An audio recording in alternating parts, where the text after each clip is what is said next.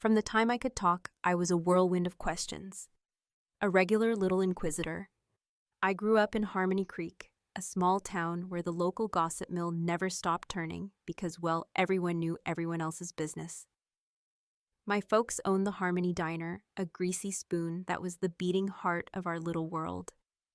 It was in this bustling, slightly chaotic eatery that I discovered my first audience. "Brenda, you're going to drive away all my customers with your endless badgering," my dad, a man of few words and many a perfectly flipped pancake, would joke, though a hint of pride always danced in his eyes as I grilled his regulars.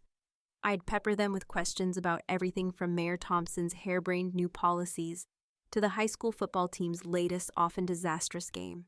My mom, bless her supportive heart, always nurtured my relentless curiosity. One Christmas morning, she handed me a toy microphone wrapped in bright paper. "Here, honey," she chuckled. "Maybe this will make it more official." And boy, did I take it to heart. Every evening, our cozy living room transformed into my personal news studio. My collection of well-loved dolls perched precariously on the floral couch became my first, albeit silent, interviewees. Each was assigned a crucial role, from the town's kindly old Dr. Peterson to the perpetually shushing Mrs. Gable, the local librarian. But it wasn't long before I started roping in the real stars of Harmony Creek. "Grandma," I'd ask, my toy microphone thrust into her face as she sat by the crackling fireplace, her knitting needles clicking rhythmically. "Do you think cookies should be allowed in the library?" Her eyes twinkled. "Child," she'd reply, playing along with a mischievous grin. "If they let cookies in there, I'd practically live at the library." My grandpa wasn't spared my journalistic fervor either. After retiring from the old textile mill, he spent his days on the porch, a piece of wood and a whittling knife, his constant companions. "Grandpa," I'd quiz, standing with my trusty notebook at the ready. "What's your take on the mayor's plan to renovate the old mill?" He'd grunt, never looking up from his carving. "Damn fool if you ask me, throwing good money after bad." These early interviews might have seemed like mere child's play, but they ignited something within me, a burning love for storytelling and an insatiable desire to uncover the truth lurking beneath the surface. School surprisingly didn't do much to quench this thirst. Instead, it inadvertently gave me a platform. High school brought real opportunities. Suddenly, with the launch of the school paper, I wasn't just little Brenda with a toy mic. I was Brenda Miller, junior reporter. I eagerly covered school board meetings, interviewed nervous new teachers, and diligently reported on every bake sale and book drive. By the time I graduated, my path was crystal clear. I was going to college, study journalism, and become a professional reporter. Nothing could sway me. My heart was set, my future mapped out in ink. As I packed up my well-worn suitcases for Crestwood University, my mom handed me a new reel microphone, a sleek silver upgrade from my childhood toy. "For your first real interview at college," she said, her eyes a poignant mix of pride and the bittersweet sadness of seeing her little girl leave the nest. "Thanks, Mom. I'll make you proud, I promise." I choked out, a lump forming in my throat. And as I drove away from Harmony Creek, the familiar landscape fading in my rearview mirror, I knew I was steering myself toward a future I'd dreamed of since I was a girl, with a fake microphone and a head brimming with questions. College was a whirlwind of late nights fueled by strong coffee and the intoxicating thrill of endless stories waiting to be told. I dove into journalism, headfirst hungry, for every ounce of experience I could get my hands on. By the time I walked across that graduation stage, diploma in hand, I wasn't just ready to take on the world of news, I was itching for it. Landing my first job at the Crestwood Chronicle, a small but feisty local newspaper, felt like stepping into a dream. The office was a glorious chaos of papers piled high, phones ringing off the hook, and the constant tap-tap-tap of keyboards. And there I was, smack in the middle of it all, eager as ever to prove myself. "Hey, Miller, you're covering the city council meeting tonight. Don't screw this up, newbie." My editor, a grizzled old journalist named Stan, who'd seen it all and wasn't easily impressed, barked on my first day. "Got it, Stan. I won't let you down," I replied, clutching my notepad. Like a lifeline, that night I scribbled notes, furiously determined to capture every nuance, every heated debate. The next morning, Stan tossed a copy of the newspaper onto my desk. My article was front and center. "Not bad for a start, kid. Keep this up and you might just make a name for yourself." A wide grin spread across my face, a swell of pride blooming in my chest. I was on my way. From tedious city politics to lively local festivals, I covered it all. But it wasn't just about attending events and churning out reports. It was about digging deeper, finding the human story beneath the dry facts. One chilly afternoon, while covering a rather dull local business conference, I bumped into a man in a sharp, expensive suit who looked utterly lost. "Excuse me, ma'am," he asked, looking around in confusion. "Can you point me to the panel on economic development?" "Follow me, I'm headed that way myself," I said. "So what's your interest in economic development?" I added, my reporter's instincts tingling, sensing a potential story. "I own a tech startup. We're trying to figure out if this town's the right fit for our next expansion," he explained as we walked. That casual conversation blossomed into a front-page feature on how small towns were surprisingly attracting tech entrepreneurs. The story caught fire, and suddenly I wasn't just a reporter. I was Brenda Miller, the voice of our evolving small town. With each story, my reputation grew. I eventually moved from the Crestwood Chronicle to Regional Insights, a glossy magazine where the stakes were higher and the stories more impactful. "Miller, I need you on the entertainment beat this month. There's a film festival coming up, and I want behind-the-scenes scoops, not just fluff," my new editor Sharon, a woman with a sharp mind and even sharper heels, instructed. "No fluff, got it, I'll dig up something good," I assured her, eager to prove myself in this new arena. At the festival, amidst the glitz and glamour, I caught wind of a heated dispute between a well-known director and a young, fiercely talented actor. Instead of just covering the red carpet events, I found myself mediating, interviewing both parties, trying to unravel the truth behind the rumors. "Why should I talk to you? You're just going to twist my words," the director snapped when I approached him, his face a mask of irritation. "Look, I'm here to give you a fair shot to tell your side. I'm not in the business of twisting anything," I shot back, refusing to back down. He eyed me warily, then sighed. "Fine, let's have it, but I'm watching you, reporter." The resulting article was a hit. It painted a complex picture of the challenges and egos within the film industry, a far cry from the usual superficial red carpet coverage. Readers devoured the insight, and my phone buzzed incessantly with compliments and, more importantly, new tips for stories. "Miller, that piece on the festival was stellar. You're making waves, kid." "Keep at it," Sharon said, a rare smile cracking her usual stern demeanor. With every article, every interview, I felt like I was building not just a career, but a legacy. The more stories I told, the more I realized how much there was to uncover. And I wasn't going to stop. Being a recognized face in journalism, especially one stirring up the local scene, got me invites to every highbrow event in town. But it was at a charity gala, a glittering affair dedicated to raising funds for children with cancer, where my life took an unexpected dramatic turn. That night, draped in a simple yet elegant black dress, I was ready to cover the event, completely unaware that it would lead me into the most personal and harrowing story of my life. I was sipping on sparkling water, observing the mingling crowd, when he approached me, Jonathan Sterling, a name synonymous with generosity in our community, through his work with his charitable foundation. "Brenda Miller, right? I've seen you on TV." "You're even more beautiful in person," he said, flashing a smile that I later learned had won over countless donors and supporters. "Thanks, Jonathan. Your foundation's work is truly impressive." "It's not every day you see such dedication," I replied, genuinely admiring what I believed was his sincere commitment. The connection was instant. His charm wasn't just superficial, or so it seemed. He was knowledgeable, witty, and appeared genuinely interested in making a difference.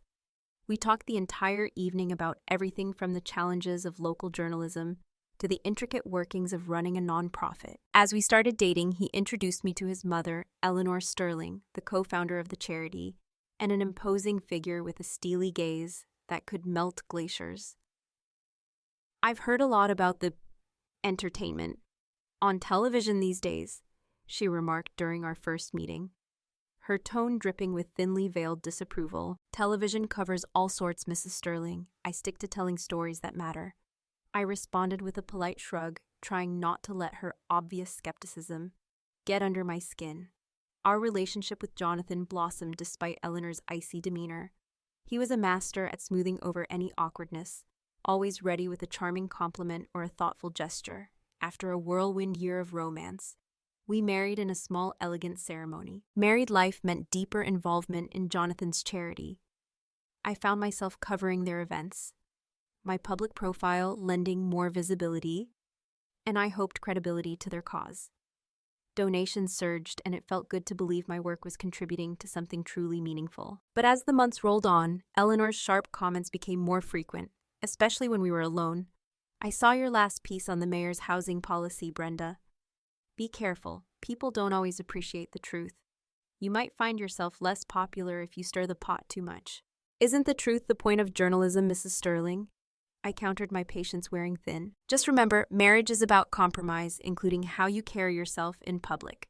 She advised, a clear warning, thinly veiled as maternal concern. I nodded, biting back the sharp retort that sprang to my lips. Jonathan, ever the mediator, would later smooth things over, telling me, "She means well, Brenda. She's just set in her ways. Let's not ruffle feathers." So I continued my career, now more deeply intertwined with the charity than I ever intended. At every event, I stood smiling beside Jonathan, a part of me wondering if the smiles we wore were just another mask for the cameras. But I shook off the nagging doubts, focusing on the good we were purportedly doing. Buying the sprawling house with Jonathan felt like the final piece of our perfect life puzzle clicking into place. It was a beautiful property with gardens that looked like they'd been plucked from a magazine. I walked through the empty rooms, envisioning the laughter of children, echoing through the halls, the kind of dreamy future I'd always hoped for. But Jonathan quickly poured cold water on that vision. "Brenda, let's not rush into kids. We've got so much going on, and with the charity taking off, it's just not the right time," he said one evening as we unpacked the last of our boxes. I tried to mask my disappointment. "Sure, I get that, we can wait," I replied, tucking away my hopes like the delicate linens I was storing in our new oak cupboard. As the days turned into months, the house felt less like a home and more like a beautiful stage set. The real drama played out every Sunday at dinner with Jonathan's mother, Eleanor, who perfected her public role as the doting mother-in-law, only to reveal her true critical nature behind closed doors. One such Sunday, as we sat around the lavish dining table laden with fine china and crystal, Eleanor started in on me. Her words were sharp and precise, each one a carefully aimed dart. "Brenda, darling, I saw your last interview. It's a wonder you managed to keep your job." Laughing like that on air, you sounded like a nervous schoolgirl. Her words stung, and I felt Jonathan stiffen beside me, but instead of defending me, he only nodded in agreement with his mother. "Mom's right, Brenda. You need to be more polished. This isn't some college news show." I swallowed the lump forming in my throat, forcing a smile. "I'll work on it, Eleanor." "Thanks for the feedback," I managed to say, my voice surprisingly steady despite the turmoil inside. As these dinners became a recurring play of subtle jabs and overt criticisms, I began to dread them. Every critique from Eleanor was a needle prick to my confidence, and Jonathan's complacency only twisted it deeper. After one particularly harsh dinner where Eleanor had criticized everything from my cooking to my conversational skills, I found myself sobbing in our pristine bathroom. The cold marble countertops, a stark contrast to the burning humiliation I felt. The next morning, my eyes puffy from tears, I confronted Jonathan in the kitchen. "Does it really not bother you what your mother says?" I asked, desperately hoping for some sign of support. "Look, Brenda, she's my mother. She means well. You need to toughen up. This industry, our social circles, they're brutal. If you can't handle her, how will you handle real adversaries?" he said, avoiding my gaze. I was silenced by his words, the implication chillingly clear. I was on my own in this. As he left the room, the finality of our conversation hung heavy in the air. It was an ordinary Thursday morning when my mother-in-law showed up unannounced at our door, her face set in a grim determination that usually spelled trouble for me. "Brenda, dear, we need to chat. It's urgent," she said, sweeping past me into the living room with the imperious air of someone who owned the place. Once we were seated, she didn't waste time. "The foundation is in a tight spot financially. We've got a charity evening coming up, and I want you to spearhead it. It'll be attended by some very influential patrons," she declared, her tone brooking no argument. I was taken aback. "Me, Eleanor, I've never organized anything on that scale before." "Oh, you'll learn." Besides, with your public image and the trust you've garnered, you're the perfect face for the event. Think of this as broadening your horizons. She said, a sharp glint in her eye that I couldn't quite decipher. The conversation felt loaded, her intentions wrapped in layers. I couldn't yet peel back. All right, I'll do my best, I agreed reluctantly, feeling the weight of her expectations pressing down on me. Excellent. Oh, and while you're up, could you set the table for lunch? I'm famished, Eleanor added, dismissing me to the kitchen as if I were a maid in my own house. As I left to fetch the plates and cutlery, I realized I'd forgotten my phone on the coffee table. Just as I was about to go back for it, I heard their voices, Eleanor and Jonathan murmuring in the living room. Curiosity, a lifelong companion, pinned me in place, just out of sight. She's so beloved by the public, it's the perfect setup. Once we get her to take over, we can execute the transfer, and then when everything collapses, it'll be... Brenda left holding the bag. Eleanor explained, her voice laced with a cold, calculating laugh that chilled me to the bone. The plan was horrifyingly clear. They intended to use me as a scapegoat for whatever shady dealings they were embroiled in. A crushing tightness gripped my chest, but I forced myself to walk away to prepare lunch, as if nothing had happened. At the table, I played the dutiful wife and daughter-in-law, smiling and nodding, while my mind reeled from the devastating betrayal. The food tasted like ash in my mouth, but I kept my facade intact. That night, Jonathan was his usual detached self, not once betraying the damning conversation I wasn't meant to hear. I lay beside him in bed, staring at the ceiling, the darkness around us, a mirror to the bleakness settling in my heart. What's on your mind, Brenda? You've been quiet all evening, he finally asked, a semblance of concern threading his voice. Just thinking about the charity event.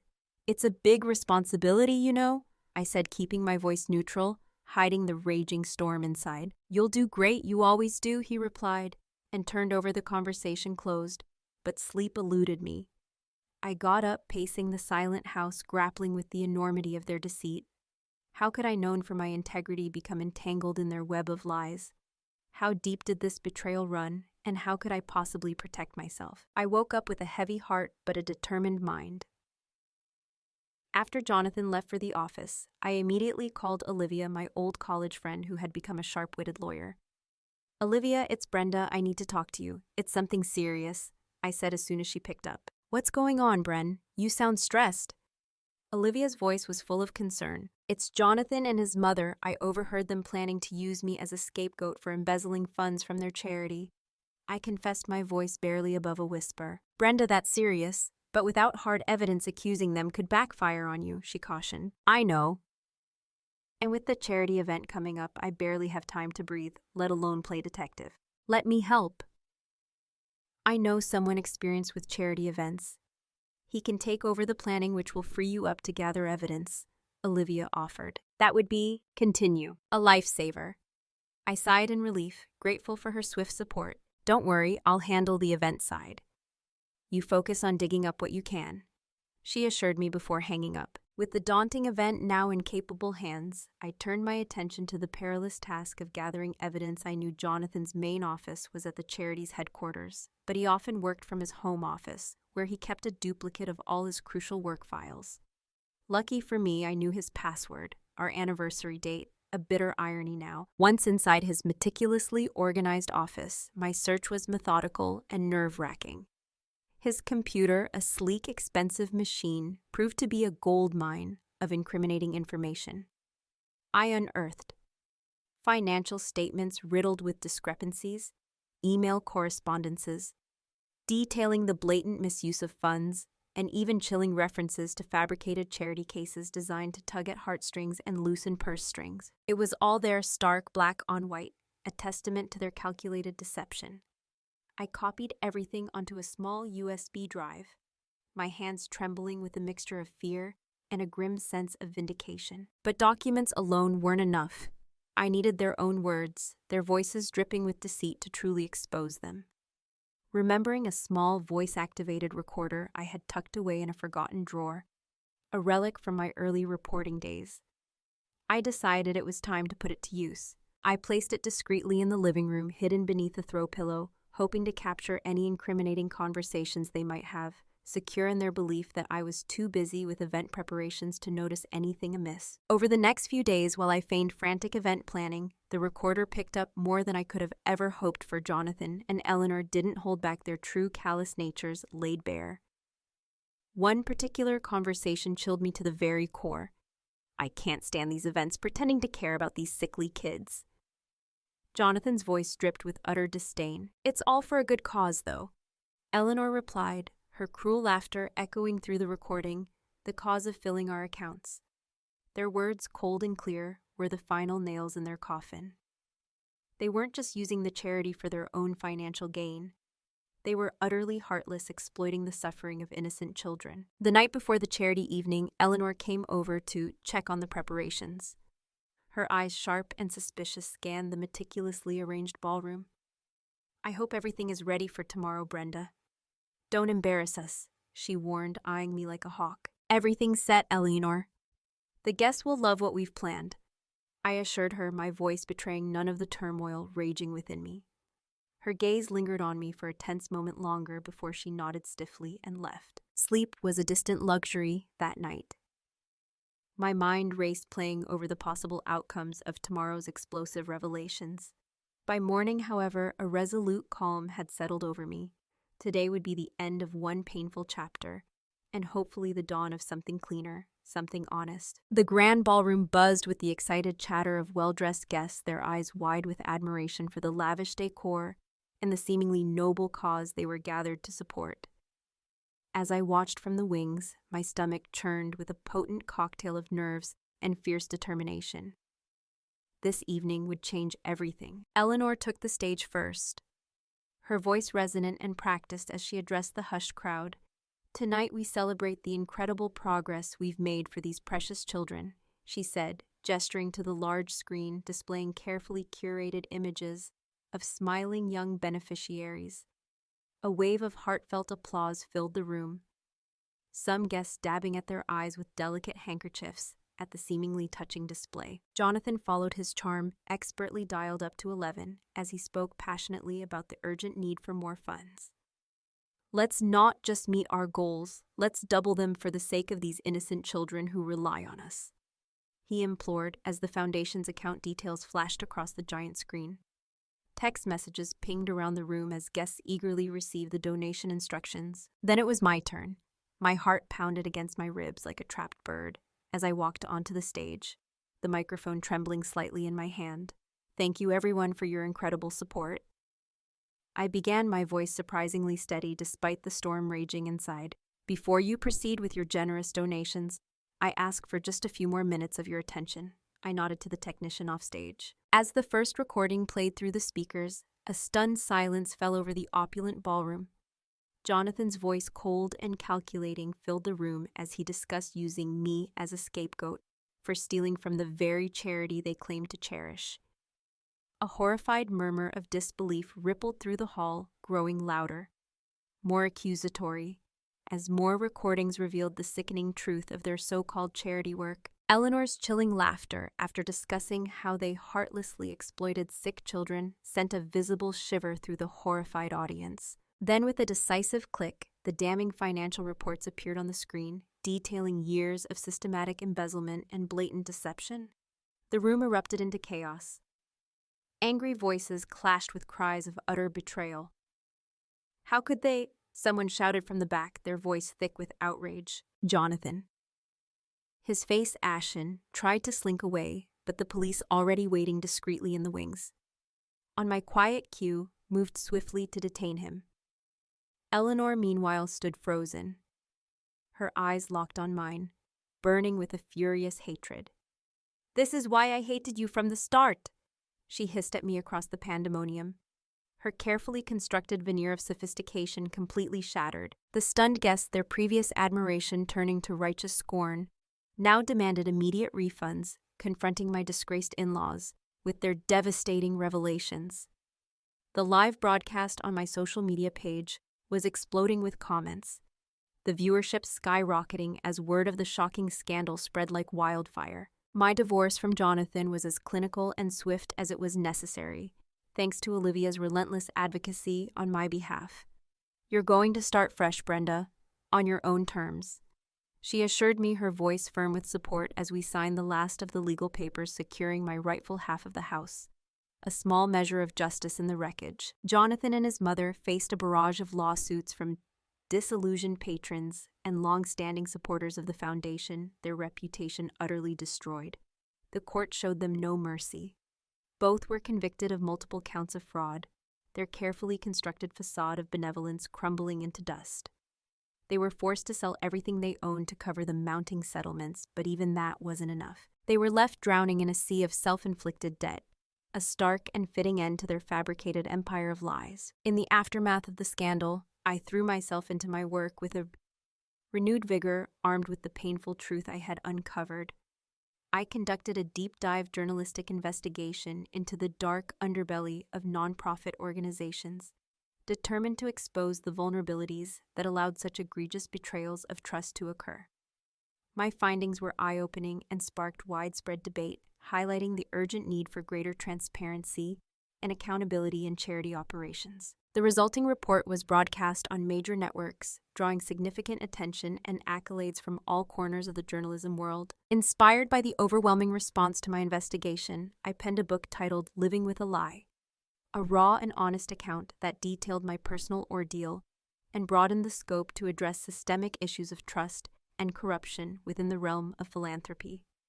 The book struck a powerful chord with readers worldwide, quickly climbing the bestseller lists. One quiet evening, as I sat in my new cozy apartment nestled in a friendly neighborhood, I reflected on my tumultuous journey. The walls, now adorned with awards and cherished tokens from my travels, seemed to echo back a story of immense pain, but ultimately hard-won triumph. My phone rang, pulling me from my contemplative thoughts. "Brenda, it's Olivia. I just finished your book. It's incredible. You've turned your pain into something profoundly impactful." Olivia's voice was thick with emotion. "Thanks, Liv. It was hard reliving it all, but if my story can change even one person's perspective, or prevent this from happening to someone else, then it was worth every painful word," I replied, a sense of profound peace settling over me deeper than any acclaim or success could offer. I had found a deeper purpose. I donated a significant portion of my book royalties to a newly established charitable foundation, one I had thoroughly vetted and wholeheartedly believed in. This foundation was everything the sterling sham had so deceitfully pretended to be: transparent, compassionate, and genuinely dedicated to helping children in need. As I planned my schedule around upcoming investigations and speaking engagements, I often paused at my window, looking out over the bustling street below. Life buzzed on in its usual unpredictable rhythm, and for the first time in a long time, I felt truly in sync with it. "Here's to new beginnings," I whispered to myself, a genuine smile playing on my lips.